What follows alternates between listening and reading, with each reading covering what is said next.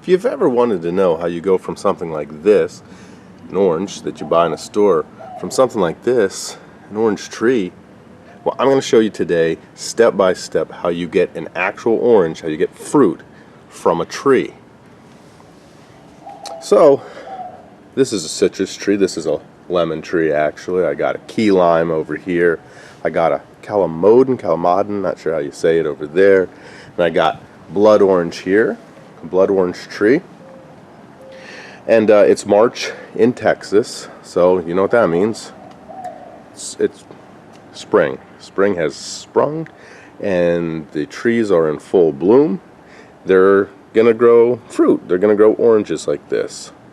So, the first things first, what I notice is early spring, like a month ago, they kind of what I call wake up. They kind of just start to grow, start to put out new leaves. That's the first thing they do. And you can even see, like, if you see right here, these are brand new baby leaves right there. These are new leaves right here. They're little. And see, even up here. See, it lost a lot of leaves during the winter time, during a cold winter, but it starts to grow them again. And once it does that, that's why I really start to heavy water them. And I water them all year. You got to, because if they're green, they're going to need that water throughout the winter. But when it's real cold, I'll even bring them in the garage or watch the watering, just because you don't want to hurt them in any way, because they can freeze, and you don't want that. But then, after they start putting out a few leaves and some branches, then they focus on flowering. And flowers actually are what turns into fruit, whether it be an apple tree, cherry, pear, oranges, lemons. They all start out as flowers, and they start out as little tiny buds. This is a great example right here. See these different flowers? They're going to be flowers. They're buds. They see the different sizes. They're in different stages. That's what's great about this time of year, is I have different stages of everything going on here. That's why this is going to be a perfect example. So it puts out these little buds, and as you can see, they get bigger and bigger. And then they start to open up, like that guy. Oh, and there's an ant. You see that ant on there? Where'd he go? He's still on the edge there. He's helping to pollinate. That's good. It's not just the bees that pollinate. Anyways, it creates a flower like this. And it's like any other flower, really. It has all the parts, and it's got pollen, just like any other flower. And the bees will come. And I don't even think you need bees, because honestly, this grows a ton of stuff without that, without bugs. Some trees need that. Citrus trees, at least these ones, and don't even need another tree. They can do everything by themselves. I've had a lot of butterflies too. My daughter really likes seeing the butterflies land on these guys. But after you get your flower and it gets pollinated, the petals will start to dry out. Like down here is a great example. See that flower kind of dry? It doesn't look as good, right? It's kind of, oh, you can see that? Well, that one was a dead one. That was a dud. It wasn't going to be a fruit. And sometimes that happens too. Not every flower is going to turn into fruit. They all have the potential to, but not all of them are going to make it. That one, that fell off. He was dying back. He didn't get pollinated for whatever reason. I don't know. I don't know how it works, you know, in that much detail. But he wasn't going to be a fruit, okay? But the ones who do get to be a fruit, like this little guy up here, for example, is a perfect example. The leaves fall off, or the petals, excuse me. Petals fall off, and do you see what you got there? It's kind of this, just like the inside of the flower is still there. It's just long, and you can see the yellow. See it here? Imagine all that falls off, and that's what you're left with, that little guy right here. Well, this is going to be a baby orange. In a few days, after he starts looking like that, you'll get something that looks more like, let me find a real good example of one. I know over here on my, yeah, here you go. You see that? The leaves have fallen off. And see what you have? You got a round little tiny, looks like a tiny baby orange that's green. Well, guess what? It is a tiny baby orange that just happens to be green. That's what happens. That's where they start. They start right here at the base of where the flower was. In time, the long part that's sticking out there will actually fall off, like that guy. You see that? See how those two, they still got their long thing from the flower. That one has lost it. And there are technical names for these parts. I'm just saying long part, because if you have no idea about flowers, you don't need to hear the technical terms. Look at that. That's going to fall off, and what you will have left is just a round little baby orange, or lemon, or key lime. I have a lot of key limes.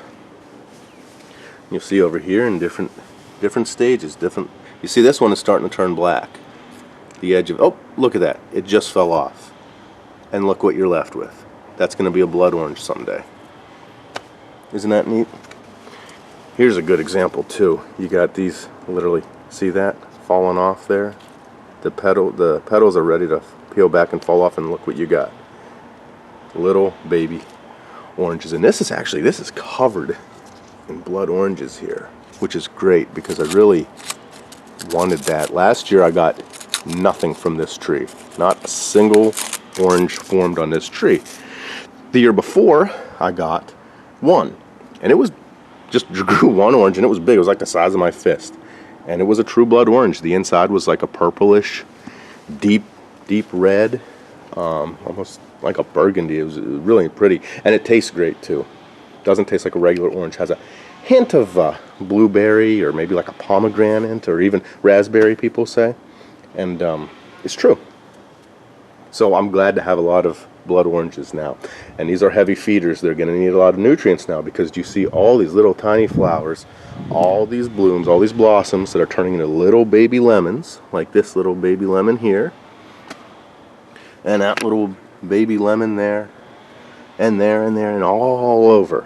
They need a lot of energy to make those, and to grow them, and to keep the plant healthy. So I have to feed this with a lot of fertilizer. But you see, this is my key lime tree, and everywhere you see a little tiny flower is going to be key limes. This will grow key limes like crazy. But those little tiny mini oranges, like over here, see this little tiny guy in there? Look at that. That is so tiny, I'm having a hard time focusing. See that? Look how small this is. Here comes my finger. Look at that. I mean, that is a tiny little orange. But it'll continue to get bigger and bigger and bigger. And eventually, you have something that looks like this. See that? And this happens to be a lime. This is a key lime. It'll get to be about golf ball size. This is one that's left over from earlier in the year. It continuously grows those, and eventually, you end up with something that looks like that. Not this, because it's a lime. But this will grow that. It just takes some time. But that's how you actually get this from a tree. That's the process. So I'm glad I was able to capture that, because this is the time of year where you have all different kinds of different stages, like development. This flower is about to open, probably open today. And then, it'll look like that.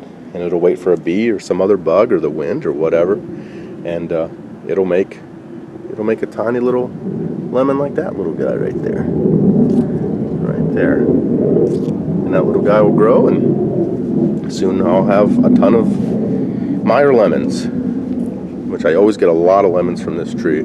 It's a very good producer of lemons, and I'm gonna have oranges, and I'll keep you updated on the growth of this stuff. But like I said, that's how you get them. It's as simple as that. And you really just got to sit back and let nature do its thing. They like a lot of sun. They like a lot of water. And here in Texas, they need a lot of water because it just gets brutally hot. And like I said, not everyone will make it to fruit. If you look down here, yep, do you see that? Didn't make it. For whatever reason, didn't make it. Fell right off. That one too. That one's not going to be one. but that one is. See, and he already lost the long part of the flower, and he's just a little tiny baby lemon now, and he will be a lemon someday. But this guy back here, nope, didn't make it. So not every single bloom is going to be a lemon or fruit. Sometimes they just don't make it for whatever reason. But I find if they get to be fairly big, if they can make it to like this size, definitely. If they can get to be this size, they're fine. They will grow. They're not going to fall off at that point, unless maybe it's way too hot, not enough water, too much water, something like that can definitely ruin your chances. But if you look at like this one, see how that's like black? I don't know if you can see how black this is.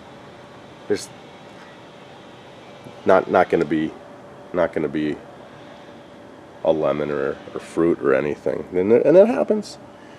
They don't get pollinated, I'm guessing. That's probably what happens. But that's the fruit trees here in March in Texas. So thanks for watching, and if you never knew how one of these grows from one of these, now you do, hopefully.